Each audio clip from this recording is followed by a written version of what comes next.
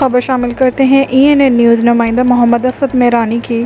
दादू सिंध के इलाके में एक बाअसर शख्स ने वहां के मकामी कब्रिस्तान में मेरानी कौम की 12 कब्रों को खोद कर लाशों को निकाल कर दूसरी जगह एक गड्ढा खोद कर उसमें डाल दिया, जिसकी वजह से पूरे मुल्क की मेरानी कौम में सख्त गम और गुस्सा पाया जाता है। हुकूमत से मुतालबा है कि इस बाअसर शख्स के खिलाफ सख्त से सख्त कार्रवाई की जाए और इसके साथियों को गिरफ्तार करके इबरतनाक सज़ा दी जाए। तफसीली रिपोर्ट देखिए मोहम्मद असद मेरानी की। जो आपने एहतियात किया, आपका मसला क्या है? मसला ये है कि ज़फ़र शाह ने सन में कब्रों के बुरे हुर्मती की है, उसकी हम सख्त लफ्ज़ों में मज़म्मत करते हैं।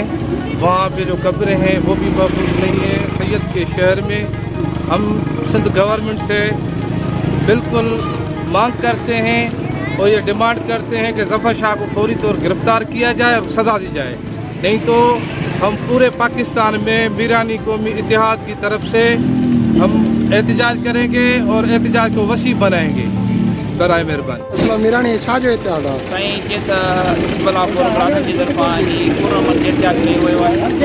सन में जेके असांजी बिरादरी आहे मीरानी मलान बिरादरी आहे, उन जूं कब्रूं खोटे ज़फ़र शाह नाले कब्रूं खोटे उनजी बेहुरमती कई वई आहे। उन्हनि जे लाइ असां सख़्तु मज़म्मत करियूं पिया ऐं सिंध गवर्नमेंट खे अपील करियूं पिया त ज़फ़र शाह खे गिरफ़्तार कयो। जीअं त FIR कटिजी वियूं हुयूं, अञा ताईं माण्हू कोन ॿधा आहिनि। असांजी इहा अपील आहे सिंध गवर्नमेंट खे, चीफ ऑफ मिनिस्टर खे, सभिनी खे त महिरबानी करे ज़फ़र शाह खे गिरफ़्तार कयो वञे, जे न त असांजो ही एहतजाज वधाए पूरे सिंध में बरक़रार कयो वेंदो। महिरबानी।